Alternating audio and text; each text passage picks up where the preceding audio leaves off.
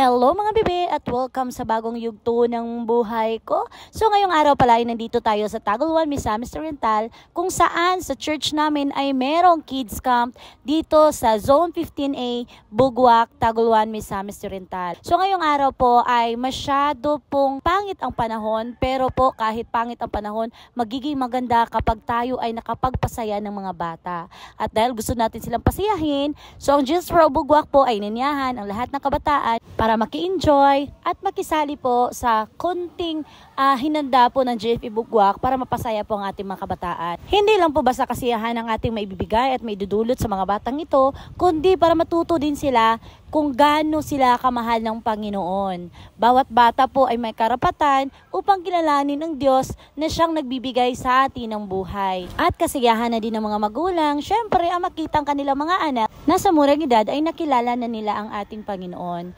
Alam nyo ba, wala naman sigurong magulang dito na hinangad ang kasamaan para sa kanilang mga anak, kundi ang hinahangad natin ay ang kanilang kabutihan. Kaya saludo po ako sa mga nanay kung saan kanila pong hinahayaan ng mga bata na pumunta po ng simbahan para po makilala nila lalo pa si Lord. Lahat naman tayo ay nakakilala kay Lord, pero kailangan natin meron tayong relasyon sa Kanya. Pakikipagrelasyon na dapat sa ating buhay ay lahat ng ating gawin ay hindi po tayo nakapanakit at wala po tayong naapakang tao. Kaya po sa lahat ng mga nanay at sa mga tatay na sa kanilang mga bahay, naniniwala po ako na kung gusto po natin na magkaroon ng magandang buhay ang ating mga anak, ipakilala po natin si Lord sa kanila. At bago po matapos ang araw na ito, papasalamat po tayo kay Pastor Ruby Maddox, kasama po na kanyang hubby po na nasa Michigan, USA po, na si Kuya Dan Maddox po. At syempre, huwag natin kalimutan ang mga leaders ng church na ito na sila po talaga ang kasama po sa pagdidesisyon at pang magkaroon po ng ganitong aktibidad po ang ating church. At syempre, mapigyan po natin ng kasiyahan ang mga bata. Hindi lang basta kasiyahan, kundi kasiyahan ng lahat sapagkat nakilala nila ang ating mahal na Panginoon. Kung nakikita naman natin sa video na ito, kasama po natin si SpongeBob at si Pinkie Pie po.